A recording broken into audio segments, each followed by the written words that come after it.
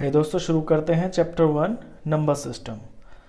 Number system जैसा कि आप चैप्टर के नाम से देख रहे हैं, इसमें नंबर से रिलेटेड आपका जो भी है सारा इसमें है। तो सबसे पहले ये जान लेते हैं कि एक्चुअली नंबर्स होते कितने तरह के हैं। तो सबसे पहले आता है आपका नेचुरल नंबर्स। नेचुरल नंबर्स को आप काउंटिंग नंबर्स भी बोलते हैं।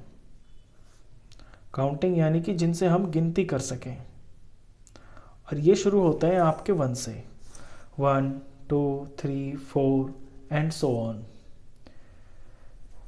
होल नंबर्स, होल नंबर में आपका 0 भी आ जाता है, और इसके आगे फिर सारे के सारे आपके जो है नेचुरल नंबर्स हैं 1 2 3 4 5 एंड सो ऑन।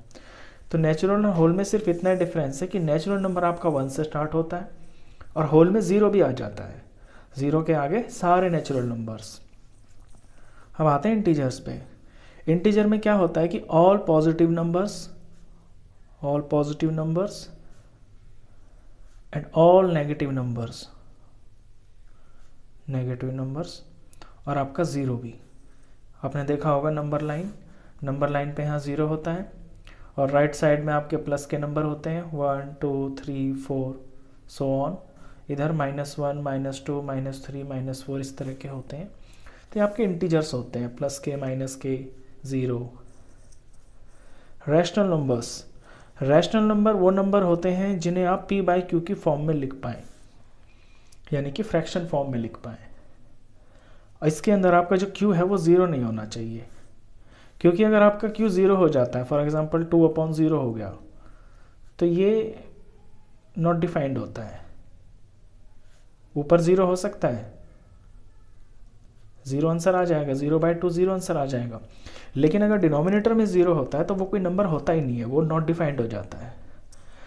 अब रैशनल नंबर भी 2 तरह के होते हैं। रैशनल नंबर में क्या होता है, एक तो होता है आपका टर्मिनेटिंग में जैसे कोई आपने सम किया, मान लीजिए ये डिवाइड किया आपने,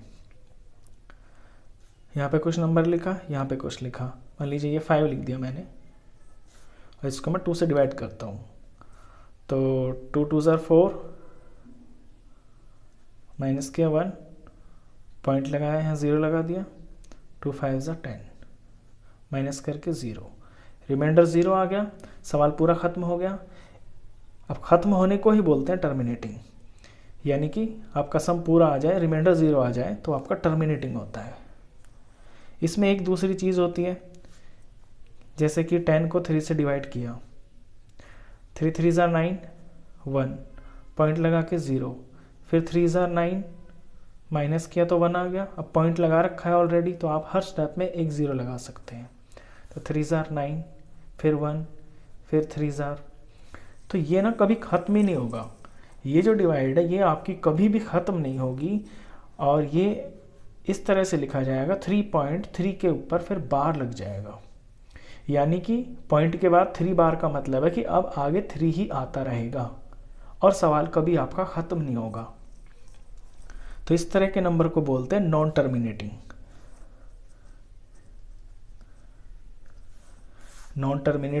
रिपीटिंग डेसिमल। तो ये जो नॉन टर्मिनेटिंग रिपीटिंग डेसिमल होता है, ये भी आपका रैशनल नंबर होता है। अब एक तीसरे तरह का होता है। तीसरे तरह के में क्या होता है आपका, कि या मान लीजिए आपने यहाँ किसी नंबर को किसी नंबर से डिवाइड किया, यहाँ पे आपका 3 आ गया, पॉइंट आ गया, फिर 3 आ गया, फिर 4 आ गया, फिर 7 आ गया, फिर 8 आ गया, फिर 1 आ गया, फिर कुछ भी इस तरह से उल्टा सीधा कुछ भी आए जा रहा है, और ना तो वो सवाल ख़त्म हो रहा है और ना जो आगे के नंबर है एक प्रॉपर तरीके से रिपीट हो रहे हैं, या तो रिपीट हो रहा है। तो इस तरह के जो नंबर होते हैं ना, वो आपके इर्रेशनल नंबर होते हैं। तो ये तो बेसिक नंबर्स का जो है इंट्रोडक्शन था। आइए आपकी एक्सरसाइज 1.1 से पहला क्वेश्चन करते हैं।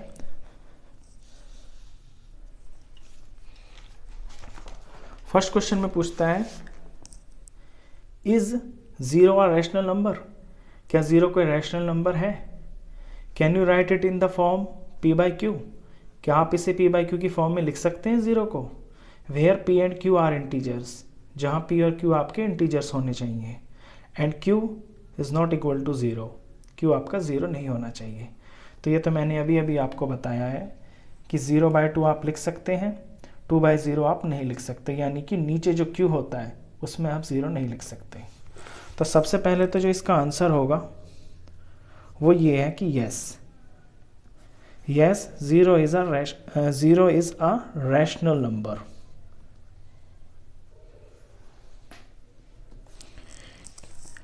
अब can you write in the P by Q form, क्या आप इसे पी बाई क्यू की फॉर्म में लिख सकते हैं? लिख के दिखाते हैं।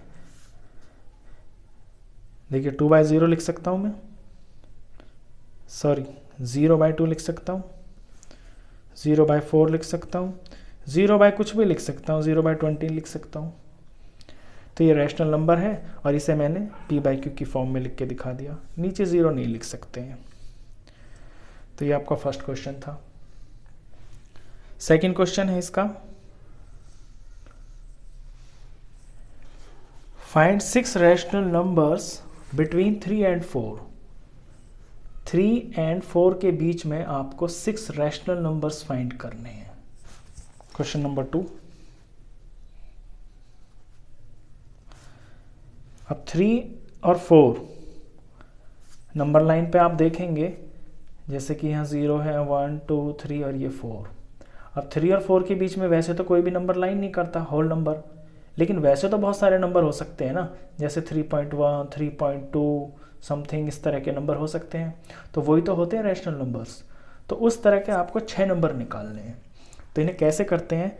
सबसे पहले आप, क्योंकि इनके नीचे कुछ भी नहीं है तो आप 1 मान लेंगे, 4 के नीचे कुछ नहीं है तो आप 1 मान लेंगे। अब इसके डिनोमिनेटर को बड़ा करना है। बड़ा करने का मतलब है 3 और 4 को हम एक्सपेंड कर देंगे, एनलार्ज कर देंगे, जैसे रबड़ को खींच के एनलार्ज कर देते हैं ना, उसी तरह से मैं इसके डिनोमिनेटर और न्यूमिनेटर को दोनों को 10 टाइम्स कर देता हूँ। नीचे मैंने 10 टाइम्स किया है तो ऊपर भी 10 ही करना पड़ेगा। इससे क्या होगा, नीचे तो हो गया 10 और ऊपर हो गया आपका 30। ऐसे ही यहाँ भी मुझे इसके डिनोमिनेटर को भी 10 ही बनाना है। तो 1 से 10 किया तो 10 हो जाएगा, और क्योंकि नीचे 10 किया है तो ऊपर भी 10 से ही करना पड़ेगा। तो ये आपका 40 हो गया। तो हो गया ना ये एनलार्ज। पहले 3 और 4 था, अब आपका ये 30 और 40 हो गया। नीचे 10 और 10 रहेगा। अब 30 और 40 के बीच में आपको कोई भी 6 नंबर लिख देना है, वो तो आपका आंसर हो जाएगा। जैसे कि 31/10, इस डिनोमिनेटर को भी आपको ज़रूर लिखना है, क्योंकि तभी तो कंप्लीट पूरा नंबर बनेगा।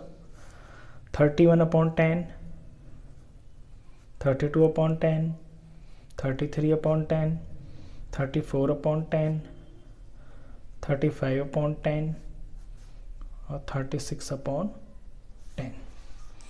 ये आपके 6 नंबर हो गए जो 30 और 40 के बीच में आते हैं। याद ये रखना है, ध्यान देने की जो बात है, आपको 30s के अंदर इंक्लूड नहीं करना है, 40 भी नहीं करना है, क्योंकि जो बीच वाले हैं ना, एग्जैक्टली वही नंबर लिखने हैं। चलिए, इसी तरह का आपका क्वेश्चन 3 है।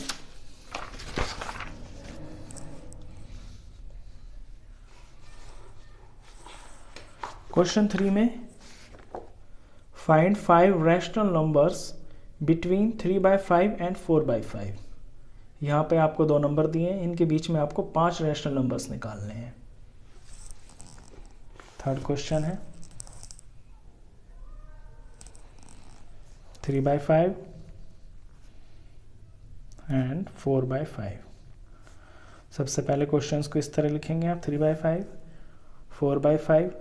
अब नीचे का डिनोमिनेटर तो सेम है, लेकिन 3 और 4 के बीच में आपके 5 नंबर्स नहीं आते हैं, तो इसको एनलार्ज कर लेंगे। मैंने 10 से मल्टीप्लाई करूँगा तो ऊपर भी 10 से करना पड़ेगा, तो नीचे 50 आ जाएगा और ऊपर 30। अब जो डिनोमिनेटर यहाँ बनाते हैं, एग्जैक्ट दूसरे में भी वही बनाना होता है, तो इस 5 को भी 10 से करके ही आपका 50 बनेगा। अब यहाँ 10 से किया है तो यहाँ भी 10 से ही करना पड़ेगा न्यूमरेटर में, तो 40 हो गया। अब सेम टू सेम एग्जैक्टली जैसा आपका सेकंड क्वेश्चन था, उसी तरह से 30 और 40 के बीच में आपको 5 नंबर लिख देने हैं,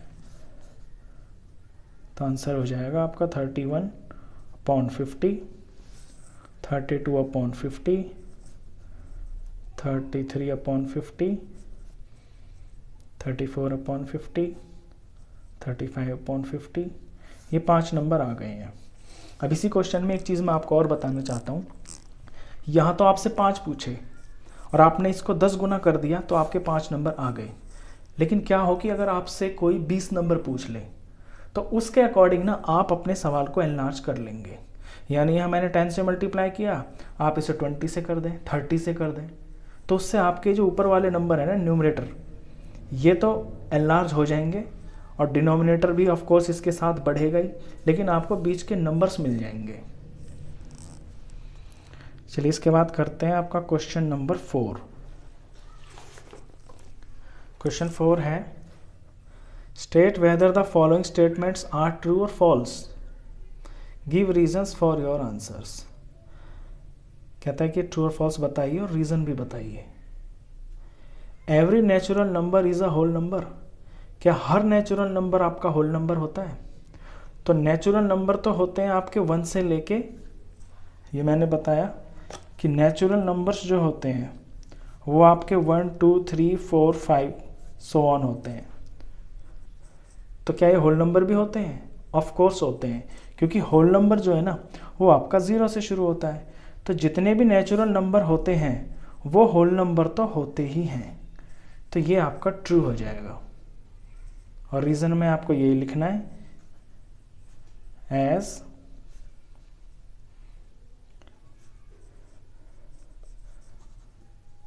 whole numbers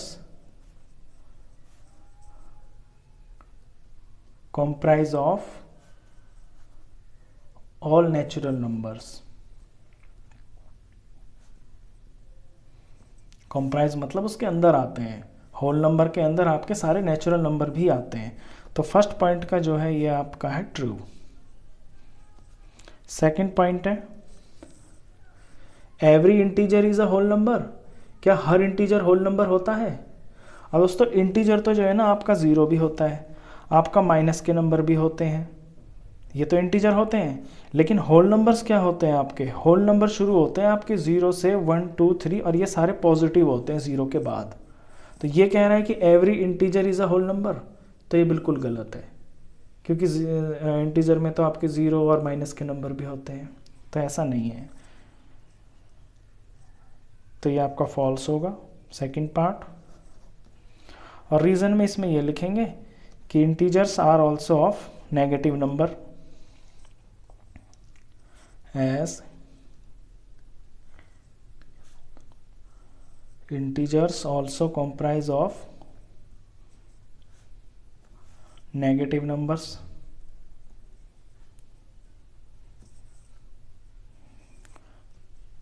third part every rational number is a whole number, क्या हर रैशनल नंबर होल नंबर होता है?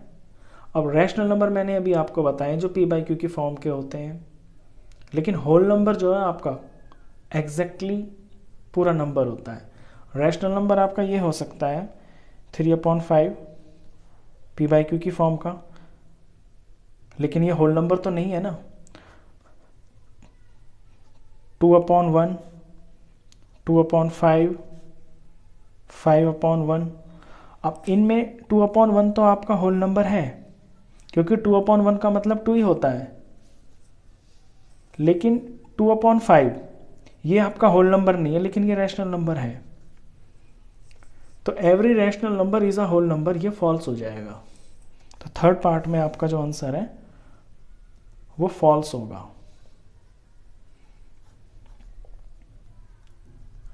क्योंकि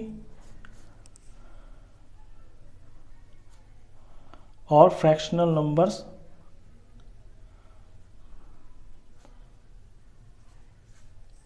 are rational numbers